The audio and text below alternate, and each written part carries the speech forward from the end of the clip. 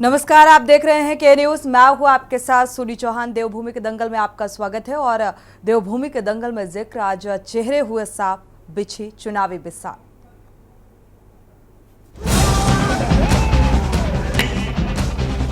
मीनू कुमार सैनी जी,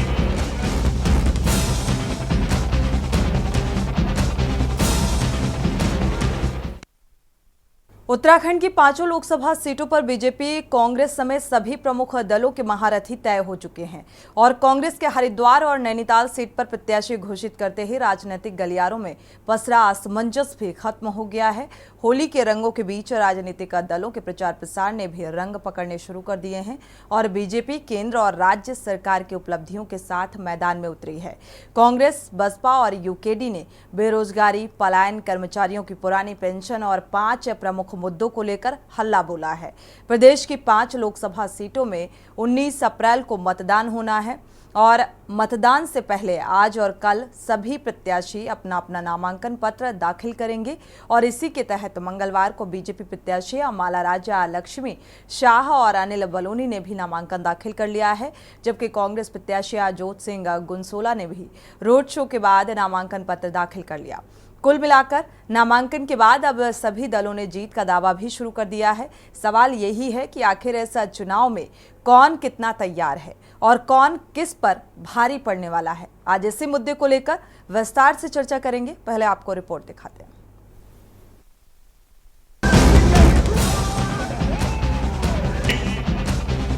मीनू कुमार सैनी जी,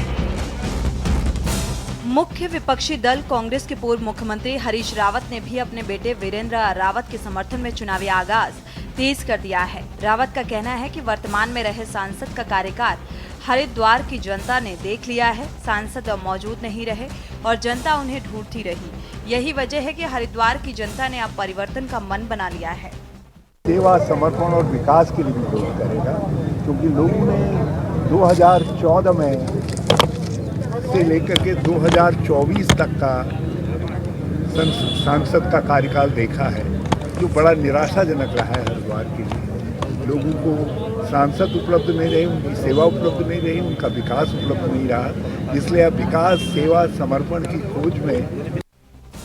वहीं सूबे के मुख्यमंत्री पुष्कर सिंह धामी का दावा है कि निश्चित तौर पर इस बार लोकसभा सीट पर खड़े बीजेपी के प्रत्याशी रिकॉर्ड तोड़ मतों से जीतेंगे और उनका मानना ये भी है कि कांग्रेस में अंदरूनी कलह के चलते कोई भी चुनाव लड़ने को राजी नहीं है और जो लड़ने जा रहा है उनकी हार निश्चित है। बहुत ऐसी स्थिति हो गई है कि उनके कोई भी नेता चुनाव में नहीं जाना चाहते हैं, चुनाव से बचना चाहते हैं और क्योंकि उनको पता है कि परिणाम क्या आने वाला है, इसलिए उनको पहले से ही परिणाम पता है, इसलिए चुनाव से भाग रहे हैं। इसलिए इस प्रकार की स्थितियां पैदा हो रही हैं।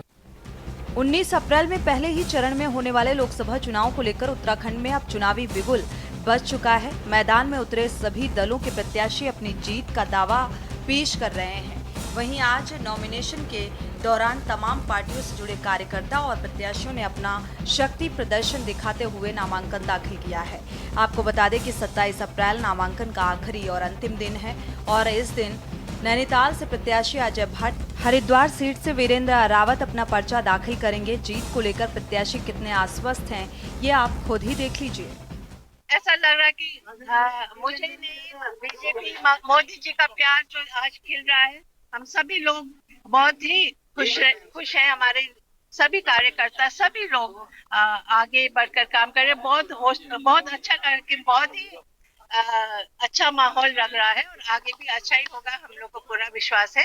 और सबको मैं बहुत धन्यवाद देना चाहती हूँ जो यहाँ आए हैं और भगवान बद्री विशाल का सभी हमारे लोग का प्यार और आशीर्वाद मिले, यही मेरा कहना है और आगे बढ़े। रुझान भी बहुत अच्छा है।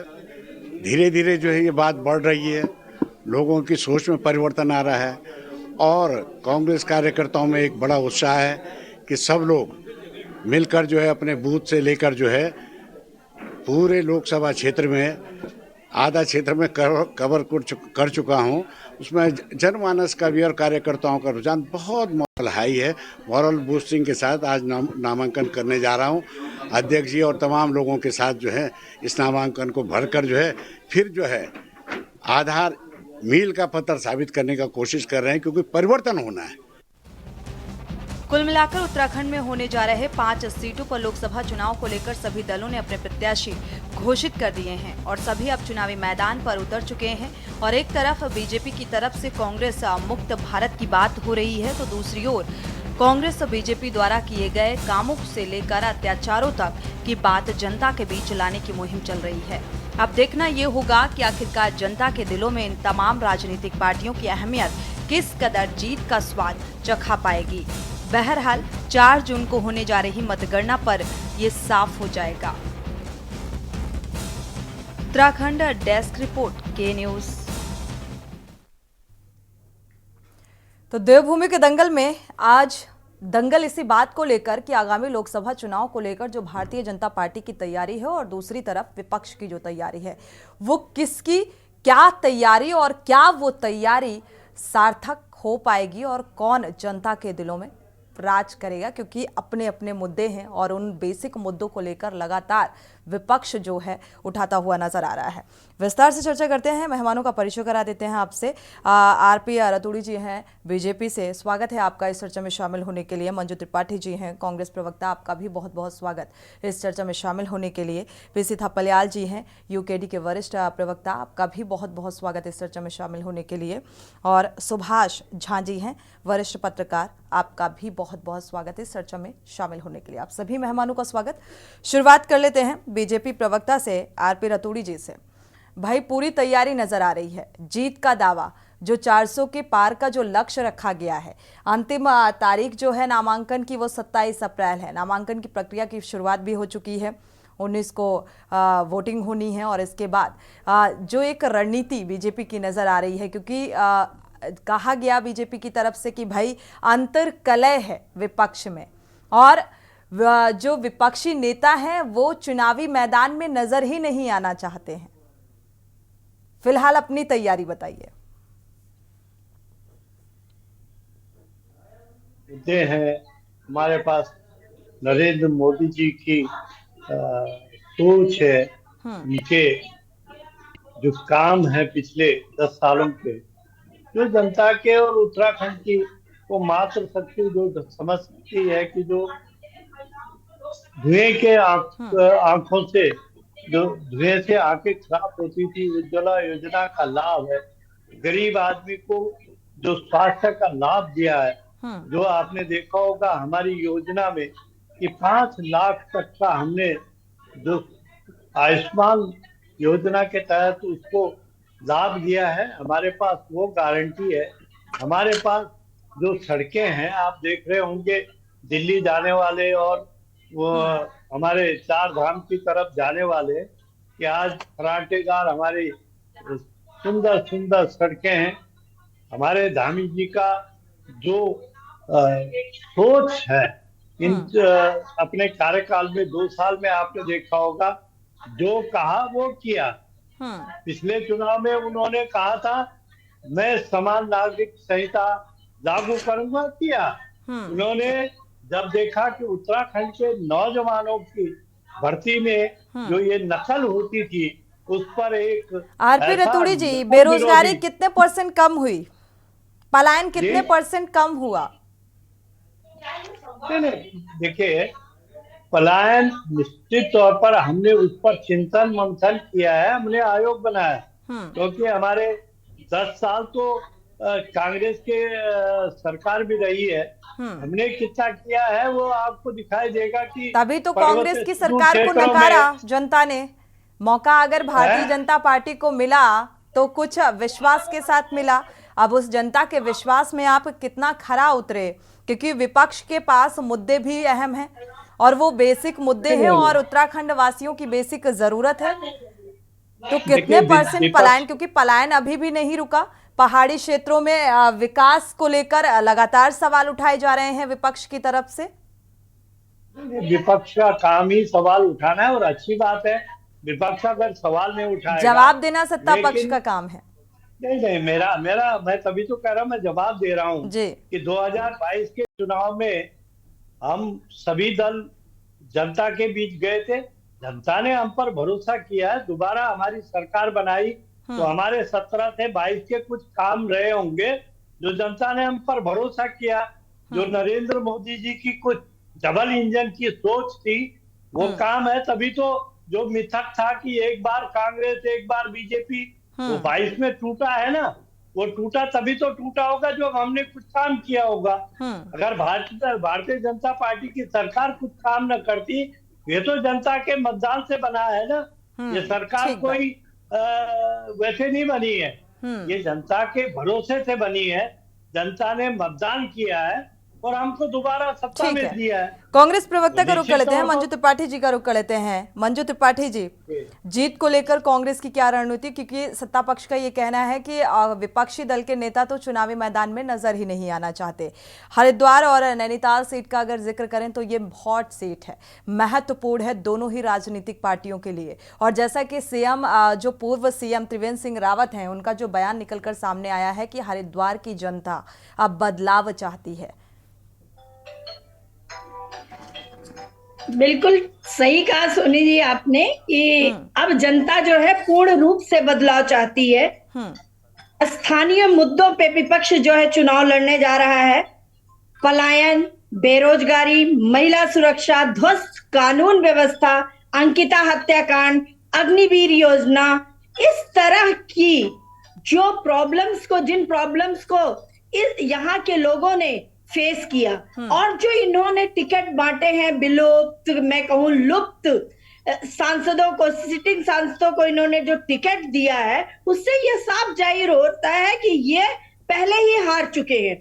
और आज अभी मैं आ रही हूं नॉमिनेशन के बाद, गुनसोला जी के नॉमिनेशन में मैं गई थी। आज के उस हुजूम को आप देखिए, उस जनसैलाब को देखिए कि कांग्रेस भवन में कहीं सरसों फेंकने तक की जगह नहीं थी। आप उन चित्रों पे अगर प्रकाश डालिए, और वही इनकी रैली भी हमने सामने देखी कि किस तरह से जनता नीरस थी। तो इस तरह भाई हमारे सम्मानित हैं बड़े भाई रतूड़ी जी, इनको नहीं मंजू त्रिपाठी जी, ऐसे अगर देखा जाए, ऐसे अगर कंपैरिजन किया जाए तो मुझे लगता है आज बीजेपी की तरफ से भी जिस तरीके से नामांकन भरा गया, रोड शो की तस्वीरें आई, श्रीमती माला राज लक्ष्मी ने नामांकन भरा, तो वो तस्वीरें भी तो सामने आई और वहां पर भी जोश भरपूर था। जो है आप हमारे बड़े भाई हैं इसलिए मैं आपका सम्मान करती हूँ, लेकिन अब जनता जो है बिल्कुल बदलाव चाहती है। आय से इनके नेताओं की, गणेश जोशी जी का आपने देखा, आय से अधिक संपत्ति, मेयर को आपने देखा, महिलाओं के साथ क्या हो रहा है। अरे और तो और इस सरकार ने अग्निवीर जैसी योजना लाकर सैनिकों के साथ, इस देश के सैनिकों के साथ छल किया है। तो इस सरकार का बिल्कुल सही आपने कहा कि त्रिवेंद्र सिंह रावत जी ने बिल्कुल सही कहा। अब जनता बदलाव चाहती है, अब जनता कांग्रेस को जिताकर लेके आएगी और दिल्ली, हमारे 5 सांसद दिल्ली जाएंगे। ठीक है, जीत का दावा दोनों ही पार्टियों का। आम आदमी पार्टी से उमा सिसोदिया जी भी जुड़ चुकी हैं, स्वागत है आपका इस चर्चा में शामिल होने के लिए उमा जी। पीसी थपलियाल जी का रुख कर लेते हैं, इसके बाद आपका रुख करते हैं। पीसी थपलियाल जी, दोनों ही पार्टियों की जो तैयारी नजर आ रही है, क्या लगता है जनता की कसौटी पर कौन खरा उतरने वाला है? अगर देखो तो मेनली इन्हीं दो दलों के बीच में अभी तक उत्तराखंड में क्रिकेट मैच होता रहा है और यही दोनों दल जिम्मेदार हैं 23 सालों में इस राज्य की बदहाली के लिए। और जब कभी भी हम आंदोलन की बात करते हैं तो आंदोलन के पीछे कहीं ना कहीं रोजगार था और रोजगार मुहैया कराने में दोनों दलों ने जो यहाँ पे सत्ता छीन रहे हैं वे फेल रहे हैं। युवाओं को जो उत्तराखंड के जो प्राकृतिक संसाधन हैं, जिसमें सबसे धनी राज्य उत्तराखंड है पूरे हिंदुस्तान में, वहां के युवा आज त्रस्त होकर मजबूर हैं प्लान करने के लिए। और वे जगह जगह आज, क्योंकि इन्होंने, हमारा पहले एक दिव्य सपना होता था फौज में इन्होंने अग्निवीर लाकर हमारे पीठ पे कुठाराघात चाकू भोंका है। आप ये देखिए कि आज हमको अगर चीन के साथ युद्ध होगा तो हमें अपने भाई गोरखाओं के साथ लड़ना पड़ेगा, जो गोरखा रेजिमेंट यहाँ की एक ऐसी शक्ति हुआ करती थी, हमारा एक बाजू हुआ करता था मजबूत, और आज हमने इनकी नीतियों के कारण खो दिया। उन्होंने जूते की नोक में अग्निवीर को रखकर वे चीन की फौज में भर्ती हो रहे हैं। ये बहुत दुखद घटना है। इसको लोग नहीं समझ रहे हैं कि किस तरह से इन्होंने हमारी गढ़वाल राइफल और कुमाऊं रेजिमेंट को ध्वस्त कर दिया है अग्निवीर के नाम पे। ये लोग, जब कभी भी इतिहास लिखा जाएगा तो गढ़वाल और उत्तराखंड, जो पर्वत उत्तराखंड है, उसके सबसे बड़े दुश्मन कहलाएंगे ये। इन्होंने हमारे साथ बहुत बड़ा धोखा रचा है मैडम। यही नहीं, जब ये राज्य बना था उस समय जो इन्होंने उत्तर प्रदेश पुनर्गठन विधेयक 2000 जो आज एक्ट बन के हमारे सामने है, उसमें इन्होंने बिना राजधानी का हमें राज्य दिया और हमारी परिसंपत्तियों को उत्तर प्रदेश के हवाले किया। और आज देखिए कि 3 टायर सरकार है, केंद्र में ये हैं भाइयों बहनों की सरकार, यहाँ पे हमारा धामी धाकड़ कहलाता है और उधर योगी उत्तर प्रदेश में बैठा है। लेकिन वे हमारे हित में हमारी परिसंपत्तियों को, जो हमारी बिजली टिहरी डैम की जो संवैधानिक अधिकार है यूपी खा रहा है, उसको ये लौटा नहीं सकते। ये तो ऐसे अपराधी हैं, मेरी समझ में नहीं आ रहा कि किस मुंह से यूनिफॉर्म सिविल कोड जो आज यहाँ पे उस फोर्स को प्रोटेक्ट करने के लिए आए हैं, उनकी वकालत करने आए हैं, वे कभी कांग्रेस में थे और कभी आम आदमी पार्टी की पैरवी करते थे। मुझे दुख हो रहा है ऐसे व्यक्ति को यहां देखकर कि उनको यहां पे पुशअप कर दिया उन दुशासनों ने कि चाहो तुम बोलो, क्योंकि अब हमारी हिम्मत नहीं है जनता के आगे फेस करने की।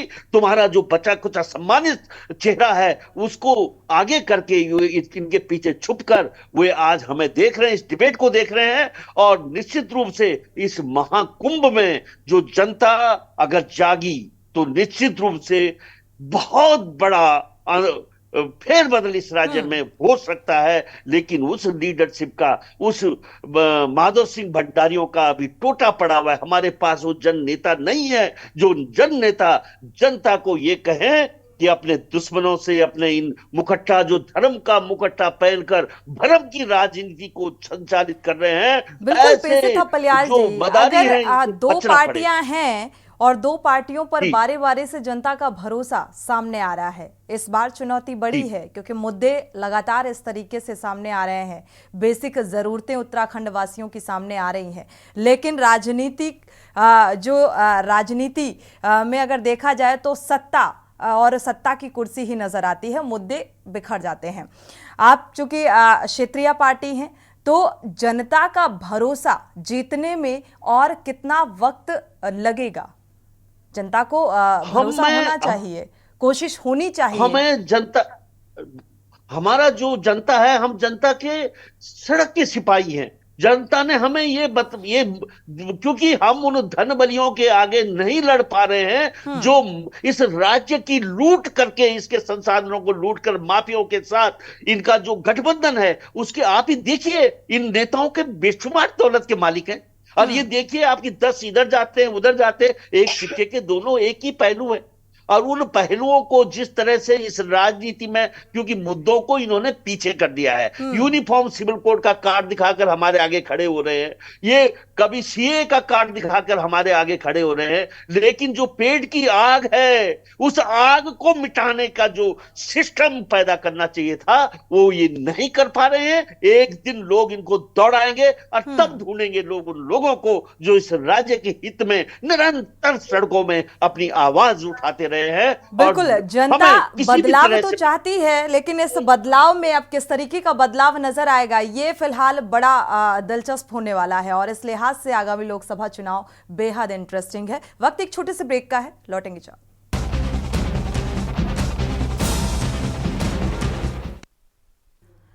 ब्रेक से वापस आ रहे हैं। लगातार चर्चा कर रहे हैं लोकसभा चुनाव की तैयारियों को लेकर कि उत्तराखंड की 5 लोकसभा सीटों को लेकर पक्ष और विपक्ष की क्या कुछ तैयारी है, और इसको लेकर लगातार जो बयानबाजी सामने आ रही है, जीत के जो बड़े बड़े दावे किए जा रहे हैं दोनों ही पार्टियों की तरफ से।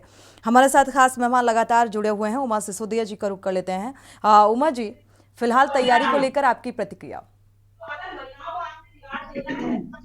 देखिए 2024 का जो ये चुनाव इस बार है, ये बड़ा ऐतिहासिक चुनाव होने वाला है। एक तरफ जनतंत्र को, लोकतंत्र को बचाने वाली ताकतें एकजुट हैं और एक तरफ लोकतंत्र को हराने वाली ताकतें एकजुट हैं। मुद्दे से भटकाने की राजनीति। इलेक्टोरल बॉन्ड के ऊपर बात ना हो तो केजरीवाल जी को गिरफ्तार कर लीजिए।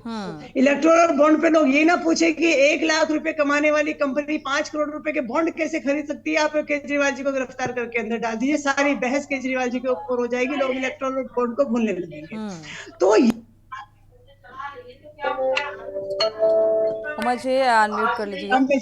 है और बीजेपी ने जिस चीज को अपना तुरुप का इक्का समझा था कि उन्होंने तुरुप का इक्का फेंक दिया है इस चुनाव में। आप देखिएगा कि तुरुप का इक्का इनको कितना भारी पड़ने वाला है और कितना उल्टा पड़ने वाला है। जिस तरीके से पूरा विपक्ष, पूरी जनता आज केजरीवाल जी के पीछे लामबंद है और मीडिया भी मजबूर हो गया है कि केजरीवाल जी के ऊपर डिबेट्स कराए, उनके ऊपर बात करें, और जब उनके ऊपर बात होगी, इलेक्टोरल बॉन्ड की बात आएगी, तो ये चुनाव ऐतिहासिक है। और मैं दावे के साथ कहती हूँ कि बीजेपी, मोदी जी और अमित शाह की जोड़ी, इस जोड़ी को आरएसएस भी नहीं चाहता और बहुसंख्यक बीजेपी में काम करने वाले, संगठन में काम करने वाले लोग भी उकता चुके हैं इस समय मोदी और अमित शाह जी की हिटलरशाही से। ये हिटलरशाही से विपक्षी पार्टियों के लिए नहीं है, ये हिटलरशाही इनकी अपने संगठन के ऊपर भी है।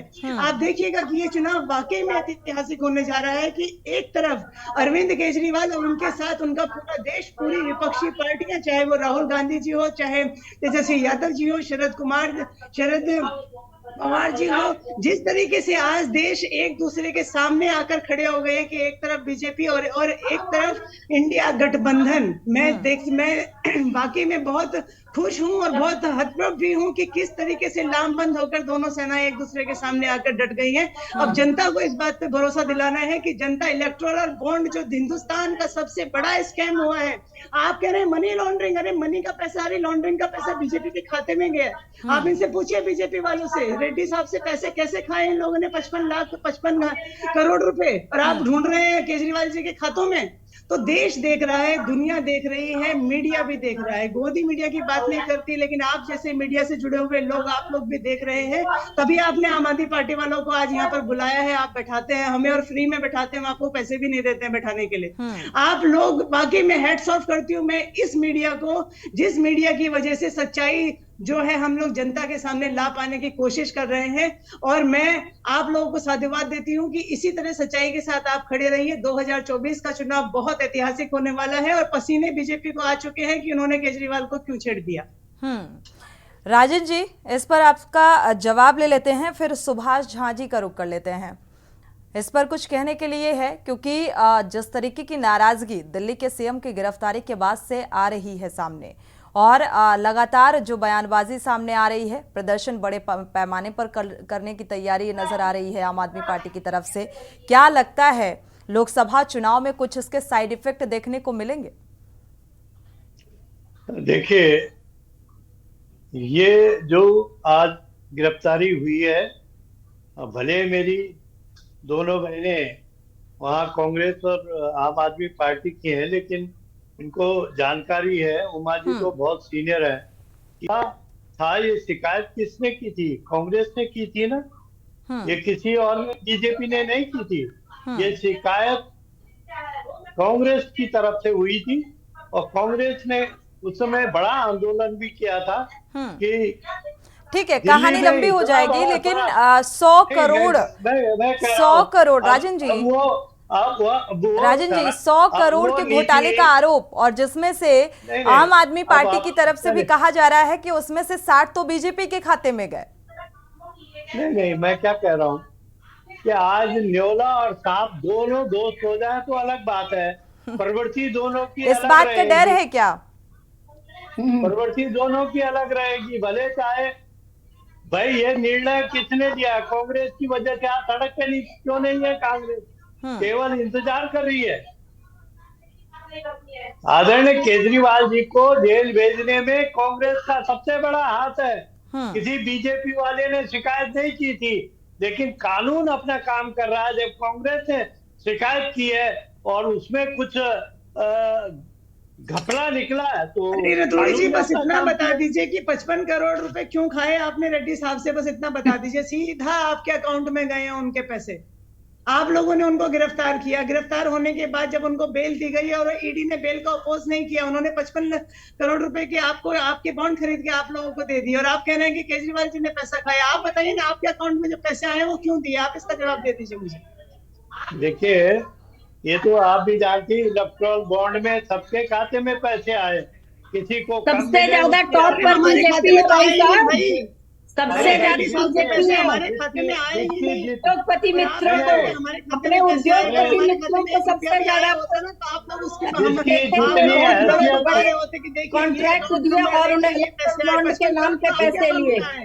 सबसे ज्यादा एक एक करके मंजू एक एक करके बोलेंगे। सुभाष झा जी का रुख कर लेते हैं, ठीक है?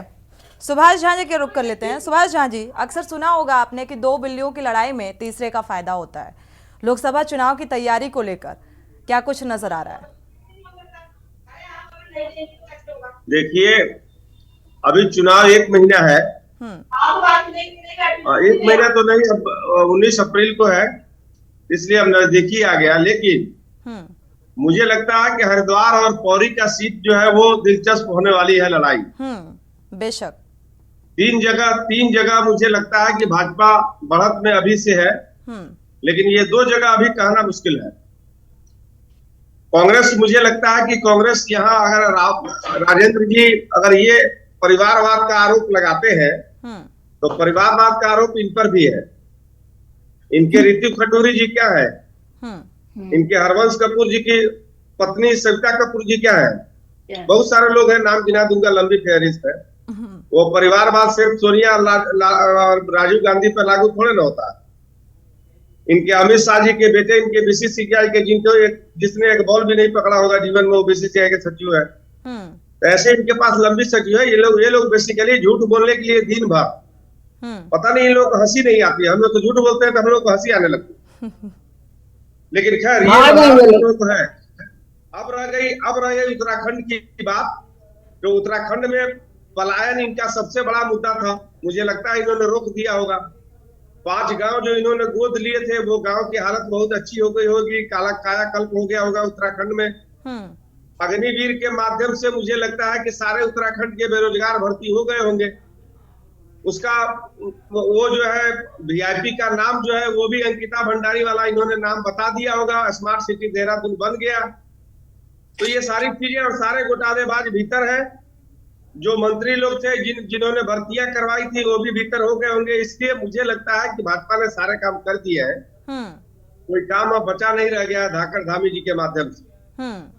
अब तो मुझे लगता है भाजपा को इस पर सोचना चाहिए कि अब अगला कौन सा काम होगा, क्योंकि सारे काम तो पूरे हो गए। 15 लाख मिल भी गए होंगे, डीजल पेट्रोल सस्ते अलग हो गए, गैस का सिलेंडर भी 350 रुपए के नीचे आ चुका है। ये महंगा दाल का दाम जो कांग्रेस के समय में 65 रुपया होता था, मुझे लगता है 65 पैसे हो गए होंगे। ये सारी चीजें हैं। इसके बाद भी इनके हिम्मत को दाद देते हैं, इनकी ढिठाई को दाद देते हैं कि ये कहते हैं 400 के पार। अब की बात घाघ है ना, दाल में कुछ काला है। लेकिन एक बार कभी दबे जुबान से हमारे भाई ये भी तो कहने कि इलेक्ट्रल बॉन्ड में हम भी हिस्सेदार। नहीं, वहां लागू होता है चंदा दो धंधा लो, उनके लिए लागू है। फिलहाल ये है कि अभी ग्लोबल समिट हुआ था। अभी ये लोग ग्लोबल समिट की खुमार से अभी बाहर निकले भी नहीं थे ठीक से कि चुनाव आ गया इन लोगों के सर पे, और सबको वही रटी रटाई, वही कांग्रेस, वही परिवारवाद, इसके अलावा इनके पास कोई मुद्दा नहीं है। बिल्कुल। चलिए राजन जी का रुख कर लेते हैं। राजन जी, पौड़ी और हरिद्वार से बेहद अहम जीत का दावा जिस तरीके से कहा जा रहा है कि भाई भारतीय जनता पार्टी की स्थिति भी मजबूत नजर आ रही है, विपक्ष में अंतर कलह है, और यही वजह है कि विपक्ष के कई नेता जो हैं वो चुनावी मैदान में भी आने को तैयार नहीं है। तो इसको लेकर बीजेपी की क्या कुछ रणनीति? बीजेपी की रणनीति स्पष्ट नजर आ रही है कि लोग इतने आकर्षित हो रहे हैं कि सिटिंग एमएलए बीजेपी में आ रहा है, तो एक अपने आप में दिखाई नहीं दे रहा होगा। ये तो सबको दिखाई दे रहा है कि आखिर कुछ तो वजह होगी कि जो विधायक सिटिंग विधायक हैं, वो चाहे हिमाचल देख लो आप, चाहे उत्तराखंड देख लो, एकमात्र गढ़वाल मंडल में एक विधायक कांग्रेस का था, आखिर उन्होंने बीजेपी का दामन थामा है। तो कोई वजह तो देखा होगा, कोई कारण तो रहा होगा कि वो आकर्षित हुए हैं। तो जब एक विधायक जनप्रतिनिधि आकर्षित होता है, और आपने ब्लॉक प्रमुख देखे होंगे, कितने ब्लॉक प्रमुख आ गए, कितने पूर्व विधायक आ गए, तो आकर्षण का कारण क्योंकि भाई आरोप तो ये भी लगते हैं कि डर है, किसी को नीतियां भारतीय जनता पार्टी की पसंद आती हैं, कोई तानाशाही से डर जाता है तो बीजेपी में शामिल हो जाता है। और सवाल अब तो ये भी बहुत ज्यादा पूछा जाने लगा है कि भाई दिल्ली के सीएम अरविंद केजरीवाल अगर भारतीय जनता पार्टी में शामिल हो जाते हैं तो ये सारे आरोप बेबुनियाद हो जाएंगे क्या, राजन जी? ये तो अपने बचाव में वो कहते हैं, ये कानूनी व्यवस्था अपना काम करेगी, जिनको कानून पे भरोसा होगा वो इंतजार करेंगे, कोई दिक्कत नहीं है। अरे भाई, दूध का दूध पानी का पानी होगा, इतने उतावला भी क्यों है? क्या दिक्कत हो रही है? जो हमारी संवैधानिक संस्थाएं हैं वो अपना काम कर रही है, डरने की क्या जरूरत है? अगर आपने कहीं कुछ गोलमाल किया है वो तो दिखाई देगा। ऐसा तो नहीं है कि कुछ नहीं हुआ, बिना कुछ न हुए तो धुआं जरूर उठा है, तो कुछ तो गड़बड़ होगा। उमा जी, जहाँ चिंगारी होती है धुआं वहीं, आग वहीं लगती है, धुआं वहीं उठता है। संवैधानिक संस्थाएं कितना बेहतरीन काम कर रही हैं, ये हम लोगों ने चंडीगढ़ के मेयर चुनाव में देखा है। कितना बेहतरीन काम उसमें सीसीटीवी कैमरे में देख देख के संवैधानिक संस्थाएं कर रही थी। अच्छा भला हो कि वहां पे बैलेट पेपर से चुनाव थे, तो हम लोग कोर्ट गए, सुप्रीम कोर्ट गए, और वाईवी चंद्रचूड़ सिंह ने लोकतंत्र की हत्या बोला। आप लोग 400 पार करते हैं, आप लोग 500 पर 600 ईवीएम में हेरफेर कीजिए, आप लोग अधिकारियों को खरीदिए, और आप लोग इलेक्ट्रॉनिक बॉन्ड के माध्यम से ब्लैकमेल कीजिए कंपनीज को, उनका पैसा लीजिए, उसके बाद आप 700 पार कर लीजिए, कोई दिक्कत नहीं है। लोकतंत्र की हत्या जिस तरीके से इस समय आप लोग कर रहे हैं, उसको ईश्वर भी देखता है, राजेंद्र जी, ईश्वर भी देखता है। हम लोग बहुत आहत हैं जिस तरीके से, जिस नाजायज तरीके से आप लोगों ने केजरीवाल जी को अंदर किया। हम लोग वाकई में दिल से आहत हैं इस समय। ये देश इस समय लोकतंत्र को जिस तरीके से आप लोगों ने खतरे में डाल दिया। मैं कांग्रेस के साथ नहीं हूं, ठीक है, हम लोग गठबंधन में हैं, लेकिन आज भी हम लोग विरोध करते हैं इंदिरा गांधी जी के आपातकाल का। खुद कांग्रेसी भी इस बात को काला धब्बा मांगते हैं कि आपातकाल हमारे देश के लिए ठीक नहीं था। आज आप लोगों ने जो घोषित आपातकाल लागू कर रखा है राजेंद्र जी, ये आपातकाल हम लोगों के साथ आप लोगों के ऊपर भी आएगा। आप लोग करते रहिए चाकरी धामी जी की, आप लोग करते रहिए चाकरी मोदी जी की। जरा सा भी अगर आप लोगों ने उल्टा सीधा बोला अपनी पार्टी में, तो ये आपातकाल के ऊपर भी लागू होगा। कविता अगर कोई बयान दे रही है, वीडियो रिकॉर्डिंग निकल रही है, तो एक कविता की अगर रतूड़ी जी, अभी सिर्फ विपक्ष के नेताओं को निशाना बनाया जा रहा है, कुछ दिनों के बाद आप लोग भी निशाने पर आएंगे। जो मोदी चंडीगढ़ को मेयर चुनाव में दूध का दूध और पानी का पानी, एक एक करके मंजू जी आप करो करेंगे। दूध का दूध, अरे बहन जी, ये 2014 में नेता प्रतिपक्ष नहीं दे पाई कांग्रेस, 2019 में छोड़िए नेता प्रतिपक्ष को, आप मुझे बता मंजू जी आप करो करेंगे तब बोलिएगा। बीजेपी कितनी मजबूत है वो आपके बैठने से ही साबित हो जा रहा है कि उनके पास प्रवक्ता नहीं है। कांग्रेस से प्रवक्ता लेकर अपनी सीट पे बैठा के आपको बुलवा रहे हैं। यही बीजेपी की मजबूती साबित हो जा रही है भाई साहब, यही आप मजबूती प्रदान। कांग्रेस में तो कोई प्रवक्ता ही नहीं है। क्यों प्रवक्ता नहीं? मेरा भूत थोड़ी बैठा हुआ है, मैं ही बैठी हूँ ना। आप अधिकृत प्रवक्ता हैं। मंजू जी चैनल में बिल्कुल मंजू जी ठीक है मंजू जी आपका रुख करेंगे। जिस तरीके से जो मुद्दे आप लोग उठा रहे हैं, आगामी लोकसभा चुनाव में जीत हासिल करने के लिहाज से और जनता के बीच किस तरीके से पैठ बनाने की कोशिश विपक्ष की नजर आ रही है। मंजू जी आपसे मेरा सवाल है, ये मॉरल जो है बूस्ट कैसे होगा, इसको लेकर क्या कुछ रणनीति, चुनौती बड़ी है? प्रवक्ताओं की आप ठीक है राजन जी, आपसे जब सवाल किया जाता है तो आप जवाब नहीं देते हैं ठीक से, ठीक है आप अपने वक्त पर बोलिएगा। मंजू जी आपसे मेरा सवाल था, जो अहम मुद्दे हैं, जिन बेसिक मुद्दों को लेकर लगातार विपक्ष उन मुद्दों को उठा रहा है, जनता के बीच में क्या कुछ पैठ, क्योंकि हरिद्वार और पौड़ी सीट, इसको लेकर क्या कुछ तैयारी विपक्ष की, मॉरल बूस्ट कैसे होगा, चुनौती बड़ी है? बीच में जा रहे हैं, स्थानीय मुद्दों को लेके मैदान में उतरे हैं। जनता इनकी नीतियों से त्रस्त हो चुकी है, इनके झूठ से त्रस्त हो चुकी है, डबल इंजन के नाम पे जो घोटाला कर रहे हैं त्रस्त हो चुकी है, इनकी हर नीति से जो है जनता त्रस्त हो चुकी है। मैंने तो मेरा बेटा, इनकी तैयारी पूरी है, चिंता की कोई बात नहीं। जनता जो है ये मन बना चुकी। हमारे कांग्रेस ने राजशाही घराने को टिकट नहीं दिया है, जो कि कोविड जैसी महामारी में भी वो कभी दिखाई नहीं दी। ऐसे सांसदों को हमारी पार्टी ने टिकट नहीं दिया है। कांग्रेस ने घोटाले करने वाले सांसदों को हमारी पार्टी ने टिकट नहीं दिया है। हमारी पार्टी ने डिजर्विंग कैंडिडेट को टिकट, और आज नॉमिनेशन में कांग्रेस में जो भीड़ थी वो आईना दिखाने का इस गवर्नमेंट को काम कर दिया है कि आपने कितने ट्रस्ट है। कह रहे थे विकास किया 2000 करोड़ नौकरियां, हर साल 2 करोड़ नौकरियां देने का वादा किया था। अरे भाई, विकास कहां से किया? जिस देश में 80 करोड़ लोगों को फ्री राशन दिया जा रहा है, वो उस देश को आप विकास करना मानते हैं? इन्वेस्टर समिट में आपने इतना घोटाला किया, ये मड़ुआ कोदो की बात कर रहे हैं और कैटरिंग आप ताज की कर रहे हैं। कब तक जनता को आप गुमराह करते रहेंगे? तो जनता अब मन बना चुकी है कि इस गवर्नमेंट को उखाड़ फेंकने का काम करेगी। चलिए पीसी थपलियाल जी का रुख कर लेते हैं। पीसी थपलियाल जी, जनता अब बदलाव चाहती है। पौड़ी और हरिद्वार सीट को लेकर आप क्या कहेंगे? इन्होंने सैनिकों के साथ क्या अत्याचार किया, अग्निवीर जैसी योजना लाके। लेकिन इनकी ढिठाई को मैं सलाम करती हूँ कि झूठ भी बड़ी बारीकी से बोलते हैं ये लोग। झूठ बोलने की जरूरत ही नहीं पड़ती, जनता का आशीर्वाद को। अरे भाई साहब, आप क्या बोलेंगे? वो तो आप देख ही रहे हैं, आप मेरे बड़े भाई हैं, माफी चाहूंगी आपसे, लेकिन आपको भी पता है, आप भी बैठ के यही सब कोस रहे थे कांग्रेस भवन में, लेकिन अब आप कहाँ चले गए? तो चलिए, कोई बात नहीं। 2022 में कहाँ चली गई थी आपकी व्यवस्था? वो तो व्यवस्था जिस दम पे कांग्रेस भाजपा जीत रही है, वो चंडीगढ़ के मेयर चुनाव ने दूध का दूध और पानी का पानी कर दिया। पूरे देश में क्या, पूरे विश्व में थू दिया इस गवर्नमेंट की। तब भी शर्म नहीं आ रही आपको? ये जब आज राजलक्ष्मी शाह के नॉमिनेशन में आज की भीड़ ने बयां कर दिया कि कितना लोग उनको जानते हैं। 3 गुना थी आज बीजेपी की, आपकी भीड़ से 3 वो तो मैंने भी देखा है, अगर ढंग से पिक्चर दिखाएगा तो देख लीजिए।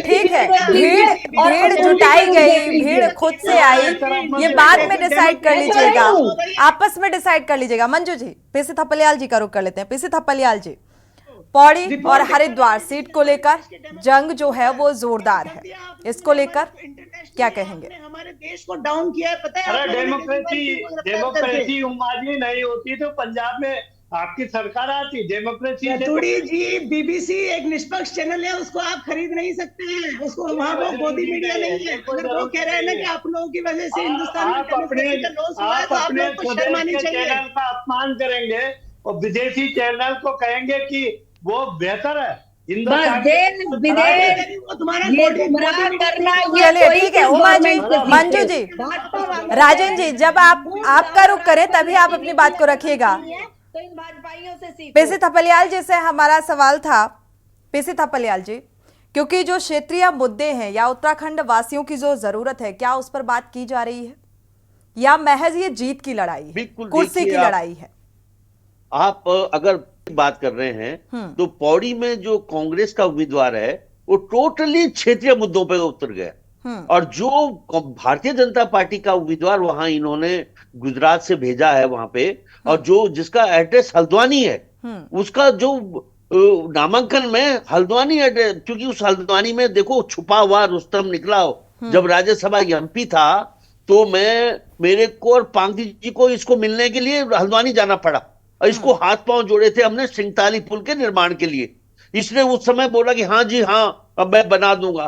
वो 6 साल जो ये राज्यसभा का एमपी रहा, ये कुछ भी हमारे पहाड़ के लिए नहीं किया मैडम। और आज दोबारा उसी को मोदी जी ने, उस बेचारे तीरथ सिंह के आंसू इनका सत्यानाश करने के लिए काफी, आज उस तीरथ सिंह को रुलाकर और उस राज्यसभा एमपी को दोबारा तुम हमारे सिर पे थोप रहे हो। कारण क्या है? कारण ये है कि ये उनके टोटली दलाल हैं। आज जो यहाँ पे सत्ता आप निशंक को देखिए, निशंक को मंत्रालय से हटाकर और आज पूरे हरिद्वार से ही बाहर कर दिया। क्या उसके आंसू खाली जाएंगे? इन लोगों को, जो उत्तराखंड है, उत्तराखंड देवभूमि है, और देवभूमि में जो खेल ये खेल रहे हैं, जिस तरह से आप देखिए कि हरिद्वार में ही बीएचएल की जमीन 500 एकड़ एक दिन में ली जाती है और दूसरे दिन में उसको गुजराती को हैंडओवर कर दी जाती है। हमारा आलू फार्म, अभी तो लोगों को पता नहीं है, भोली भाली जनता के आंख मीच कर, भाई और बहनों के गोली खाकर बैठे हुए हैं हिंदुत्व के चक्कर में। नहीं तो उत्तराखंड हमारे हाथ से खिसक चुका है। टोटली इनकी गिद्ध नजर इस उत्तराखंड में पड़ी हुई है, क्योंकि ये कश्मीर नहीं घुस पाए, ये हिमाचल नहीं घुस पाए, ये नॉर्थ ईस्ट में नहीं घुस पाए। ये इस हिमालयन स्टेट उत्तराखंड में, जो गंगा जमुना की जननी है, उस धरती पर, बद्री केदार की धरती पर इन्होंने घुसपैठ बना ली है। इसलिए उत्तराखंड के लोगों को सजग होकर इन लोगों को इस उत्तराखंड की धरती से नेस्तनाबूद करना पड़ेगा।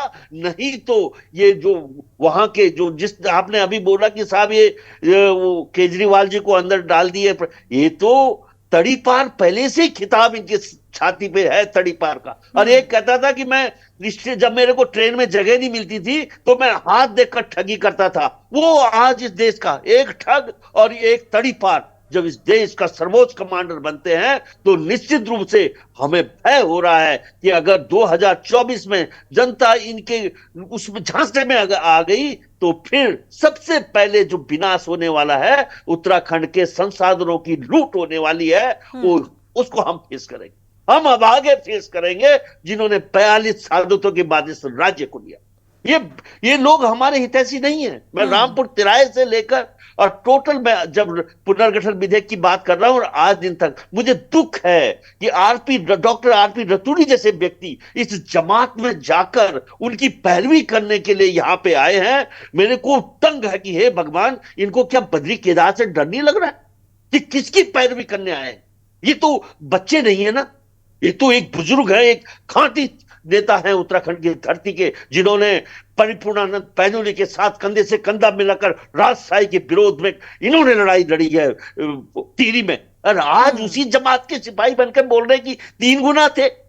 हे भगवान, हे प्रभु, धन्य हो डॉक्टर आरपी। आरोप गंभीर है राजन जी। सुभाष झा जी का रुख कर लेते हैं। सुभाष झा जी, जिस तरीके से अभी राजन जी को आपने सुना होगा कि भाई जनता का भरोसा, क्योंकि विकास कार्य किए गए हैं, स्मार्ट सिटी को लेकर किस तरीके से सवाल उठाए गए, या बेरोजगारी को लेकर किस तरीके से सवाल उठाए गए, पलायन को लेकर किस तरीके से सवाल उठाए गए, यूसीसी लागू किया गया, वो उत्तराखंड की ज़रूरत नहीं, लगातार विपक्ष की तरफ से ये आरोप लगाए गए, और ये कहना कि जनता का विश्वास है क्योंकि विकास कार्य किए गए हैं।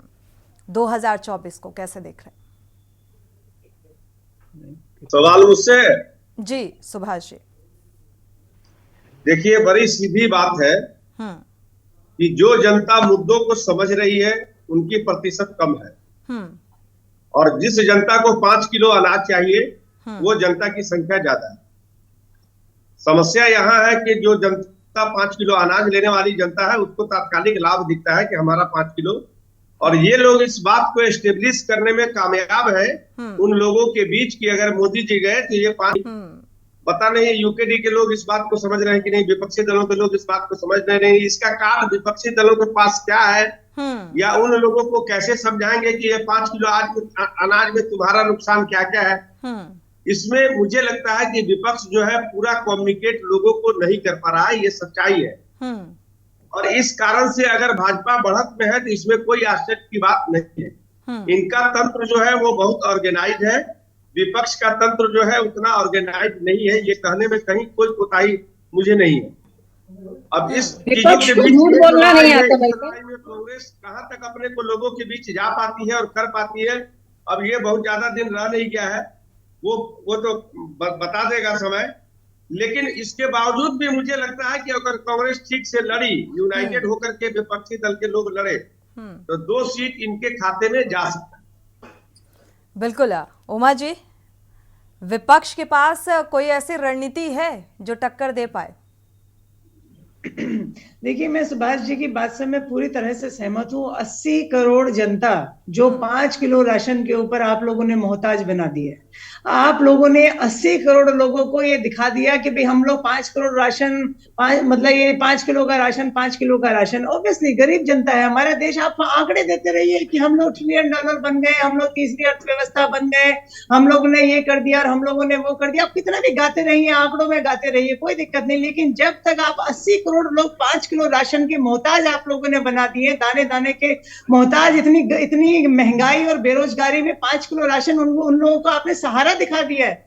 तो आप ये लगाइए कि हम हिंदुस्तान की जनता को क्या दे रहे हैं। ना हमारे पास रोजगार है देने के लिए कि जनता खुद कमाए और जनता खुद अपना पेट भरे, ना आप लोगों के पास महंगाई को कम करने के साधन है कि जनता खुद कमाए और सस्ते में सामान खरीदे और अपना पेट भरे। आप लोगों ने उन बड़े बड़े पूंजीपतियों के लिए आप लोगों ने द्वार खोल रखे और जनता को सिर्फ आप लोगों ने भिखारियों की लाइन में खड़ा कर दिया कि आइए और 5-5 किलो का राशन ले लीजिए। गरीब जनता बेचारी क्या करेगी? गरीब जनता, उन्हें दिखता है, मैं बिल्कुल झा साहब की बातों से सहमत हूँ कि तात्कालिक नजर आता है, लेकिन मैं पूरी तरह से ईश्वर पर भरोसा करती हूं कि 2024 का चुनाव बहुत ऐतिहासिक होगा। और आप देखिएगा, मुझे भरोसा है, मेरे दिल को भरोसा है, मेरी आत्मा को भरोसा है कि इस बार मोदी जी का ये जो अहंकार है, जो हद से ज्यादा अहंकार उनके सिर पर चढ़कर बोल रहा है, ये अहंकार इस बार टूटेगा।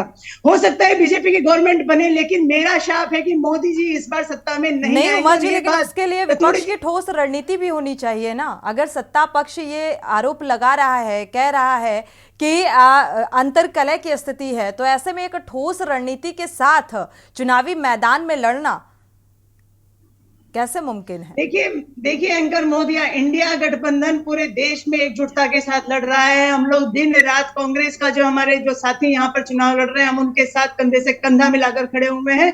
और केजरीवाल जी की गिरफ्तारी के बाद जो एकजुटता इंडिया गठबंधन में आई है, वो भूतो न भविष्यति है। इस समय हम लोग वाकई में दिल से, आत्मा से इस समय हम लोग इंडिया गठबंधन के साथ खड़े हुए हैं। एक एक वोट को हम लोग निकाल कर अपने जो साथी हैं उनको हम लोग डलवाने का पूरा प्रयास करेंगे।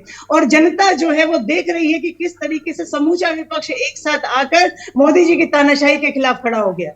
ठीक है, फिलहाल दोनों ही पार्टियों के जीत के दावे नजर आ रहे हैं। शुक्रिया आप सभी मेहमानों का इस चर्चा में शामिल होने के लिए। तो आगामी लोकसभा चुनाव को देखते हुए देखा जाए तो जीत का दावा, बीजेपी का दावा 400 के पार अब की बार, और इसको लेकर एक ठोस रणनीति के साथ चुनावी मैदान में नजर आने वाली है। और साथ ही विपक्ष में जिस तरीके का मतभेद नजर आ रहा है, उसका जो फायदा है उससे स्थिति बीजेपी के मजबूत नजर आ रही है। इसी के साथ देवभूमि के दंगल में फिलहाल बस इतना ही। आगे खबरों के लिए आप देखते रहिए के न्यूज़ इंडिया।